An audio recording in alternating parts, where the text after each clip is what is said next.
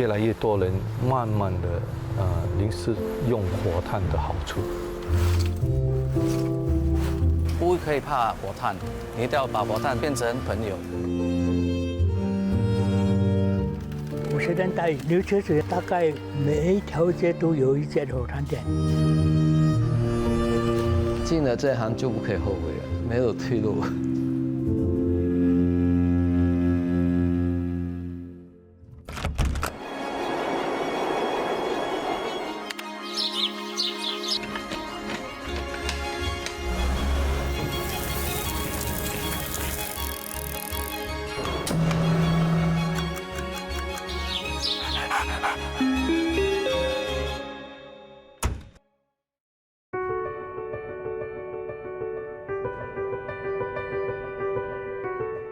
自古以来，家中之事以柴为主。所谓无柴无火，无火无炊，可见柴位于柴米油盐酱醋茶之首的原因。石龙岗路这间旧店屋，相信是我国硕果仅存的老式木炭零售店。它见证了1个世纪以来本地木炭业的起落浮沉，也目睹了经营者一路走来的心路历程。我叫陈清平，今年63岁，从事木炭业。我这个行业是从我祖父开始。我祖父是从中国朝阳过来新加坡，祖父传到我叔叔，我爸爸他们再传到我这一代。我爸爸28岁因病去世，我祖父照顾我们3兄弟，所以我很感恩他。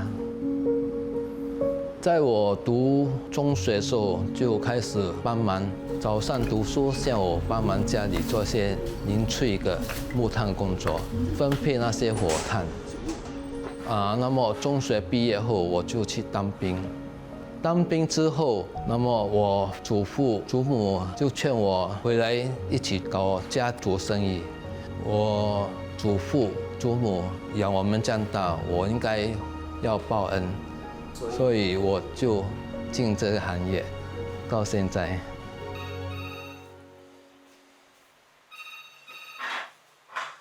做了40多年，我休息的时间就初1、初230晚半天。所以我每天都做，进了这行就不可以后悔了，没有退路。好，没问题，可以。投身在木炭业大半辈子，陈清平最终还是决定要结束生意。没有办法，虽然是可惜，可是没有办法，因为时事没有办法留这间店。木炭店虽然即将走向终点，不过木炭本身的价值始终没变。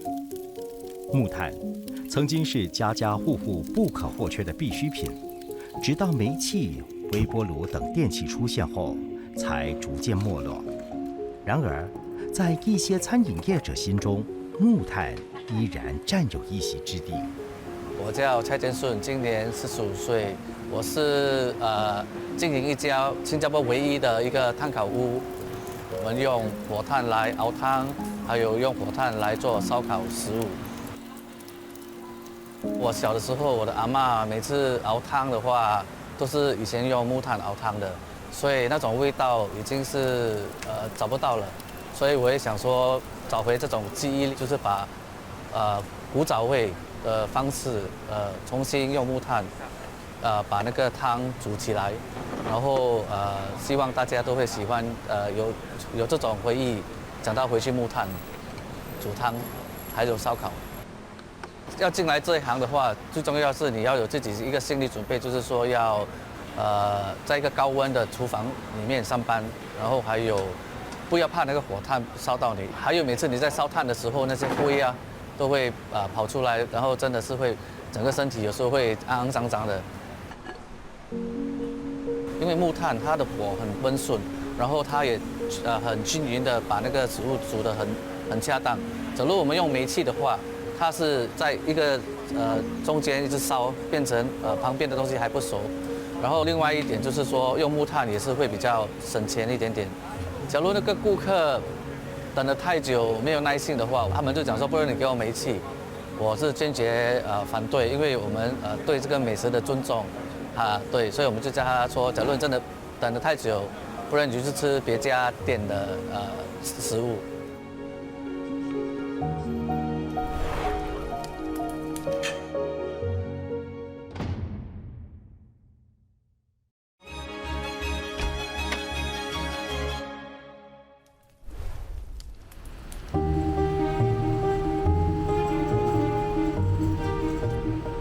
送货是陈清平40多年来每天例行的工作。以前骑脚踏车送木炭，如今自己开车。80年代初，我是负责送附近一些小贩中心、咖啡店，还有餐馆，偶尔有一些住家。当时我们送货有太大包就要用扛，有时要扛去3楼。因为有些人要30公斤啊，我们没有办法扶上去，要用抬在背后，阶梯慢慢上去。还好啊，年轻没事。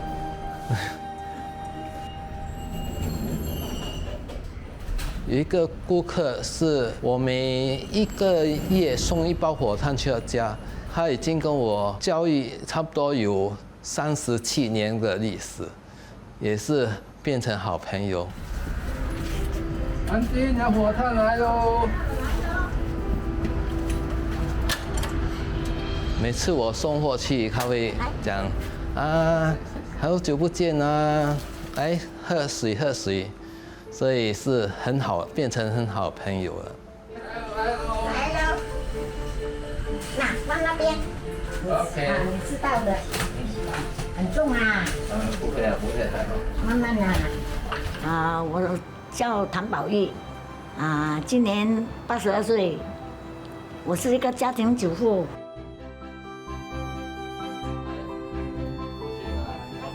我教他的时候，他差不多要30岁了。他现在我看他有60多岁了啦。该痛，哇，应该做了很久了哈。对。40多年了。40多年，我跟你搞关都30多年了。他的人是很好。每年都送，他送什么？送月历的，因为容易嘛，要交炭的时候有那边有电话嘛，我不必去找电话嘛。他的为人也是很和气啦，他不会有脾气的人啦。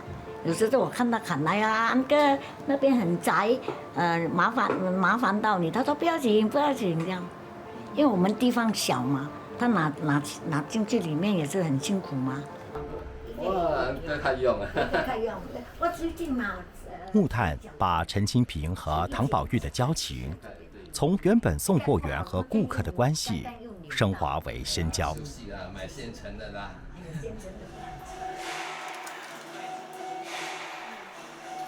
这一天，为了包粽子，唐宝玉向陈清平订购了木炭。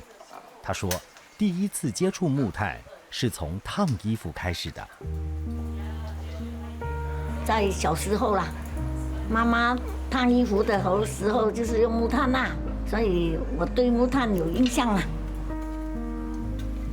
要起火，要等它烧了，放进去还要散，一直要散，你不散它的火不会起。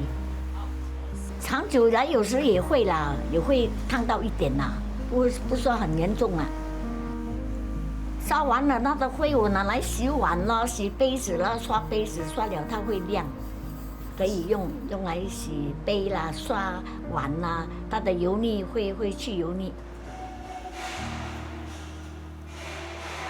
端午节包粽子咯，就有用到它咯。平常时有时煮汤也是有用到它啦，糖水也是有啦，炖东西也是有那个火炭。粽子包了差不多几十年了咯，我孩子都50多岁了，有了50年了差不多。它的好处它是可以慢慢煮啦，那你煮汤它的水分不会这样快干，你用煤它很会干，你煮炭来讲，它慢慢煮，慢慢熬。月复一月，陈清平送炭给唐宝玉，已37个年头。唐宝玉看着陈清平从年轻一直忙碌到现在，内心有些不忍。他现在年纪这样大了，整天扛这个也是很辛苦的嘞，所以他退休也是好了。不过没有办法啦，他要是我们没有的叫，不是看咯，看哪里有叫得来就包了，叫不来就不要包咯。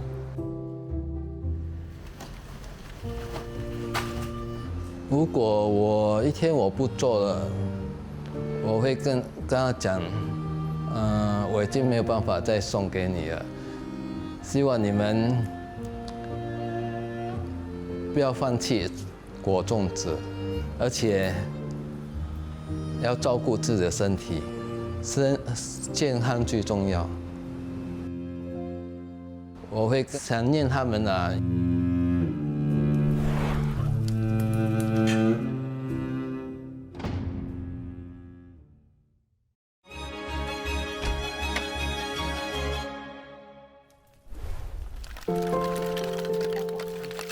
木炭的制作过程大约需要1个月，做法是把树桐放入炭窑里，通过烟熏的热气将树桐的水分烘干。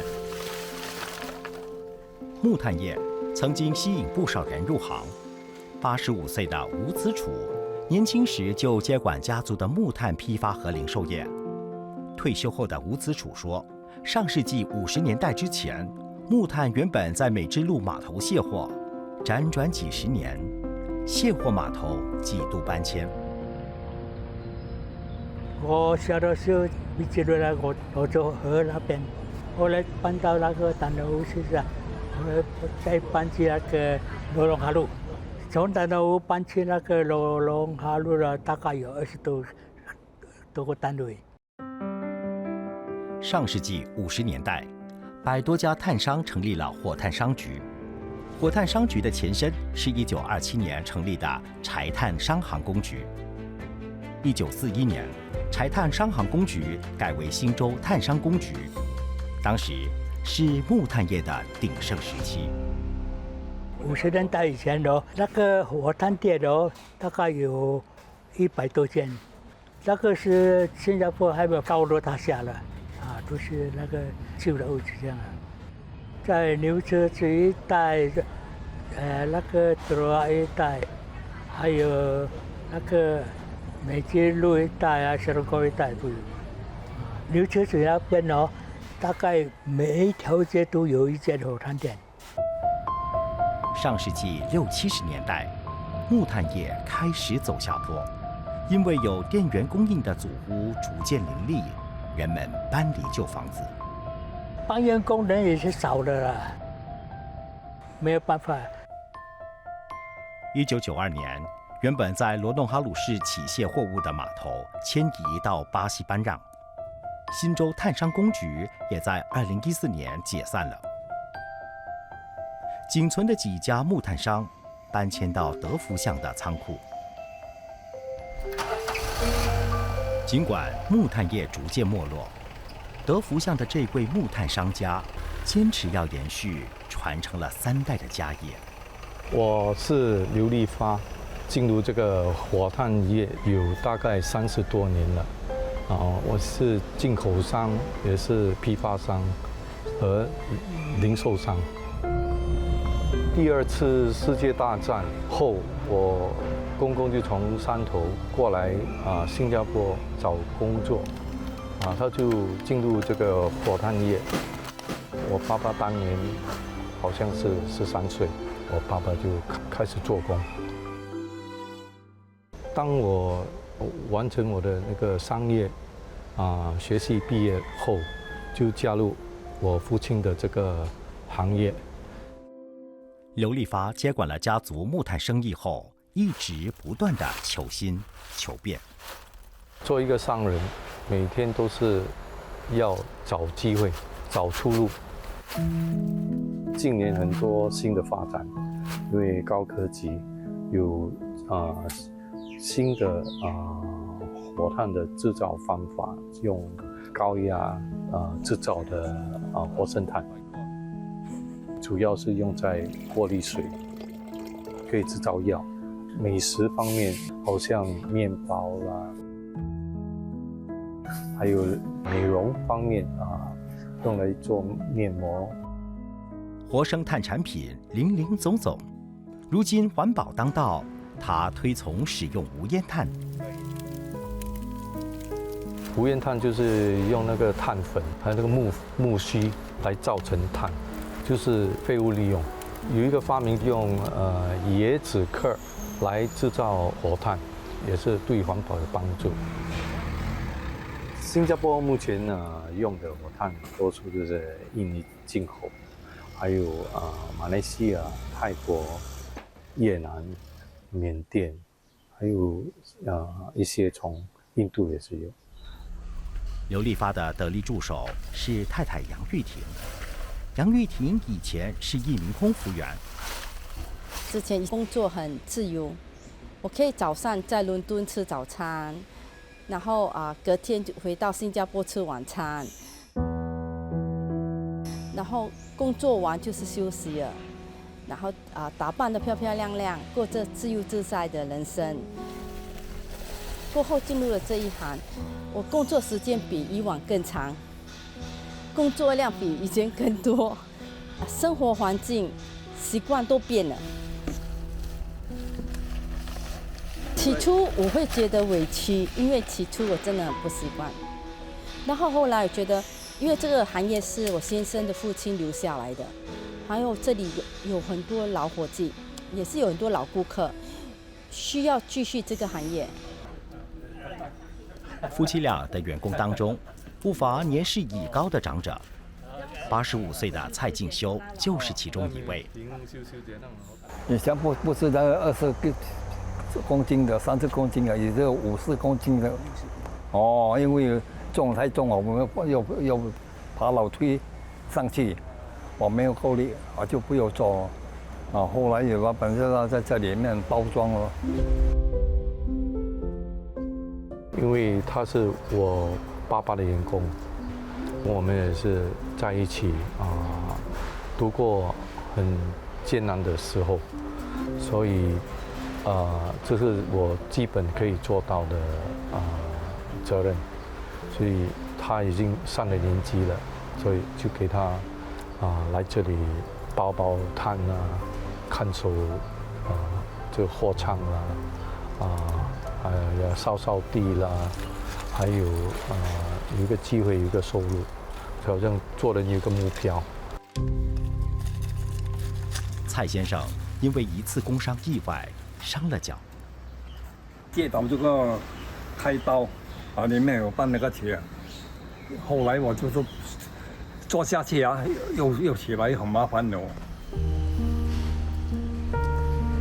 有机会就带他去针灸了。希望他生活得更舒服，更乐趣，这是我们能做的就做嘛。我爸爸所讲的，我们是螃蟹的身，工人是脚，脚不动，我们都不能去哪里了，哪里都不能动，所以工人是很重要，我们要尊重他们，感激他们付出的代价。这个老板很好他知道我还是辛苦的人，他就帮我咯。他这没有做我就没有工钱拿，就有做他就给我可以一点钱可以用的。这些老员工从年轻就帮我的曾祖父帮忙到现在为止，我们都已经接近第4代的行业了。他们从年轻卖命，大家一起打拼。我们对他有一种责任他老了，我们还是要养他。对老员工的关爱，夫妻俩始终坚持，但坚持不了的是，德福巷这个地段有新的发展计划，他们必须搬迁。在这里15年了，所以怎样讲都会难过。在早期甘崩都要搬迁到祖屋，老人家都每次都讲都很怀念那种甘崩的生活，就是一样的心情。石龙冈路这本地最后的一家木炭零售店，在不久的将来也会走入历史。因为我2个叔叔都是退休了，只剩下我一个人在经营，而且在店面只有我的婶婶帮我看店，所以他也是很辛苦。所以我想，既然这样辛苦哦，先把这间店结束，那么我婶婶也可以享幸福。对我来讲，这间店面是我祖父创业的地方，所以对我们很重要。那么我父母也是在这间店结婚，所以在我来讲是很有意义的。而且我也是在这个店出世，加上这间店是养我们一家大小的生活。在我回顾这40多年来，我最要感谢就是我的祖父祖母养育我们这样多年，而且这间店是我们的经济支柱最重要的。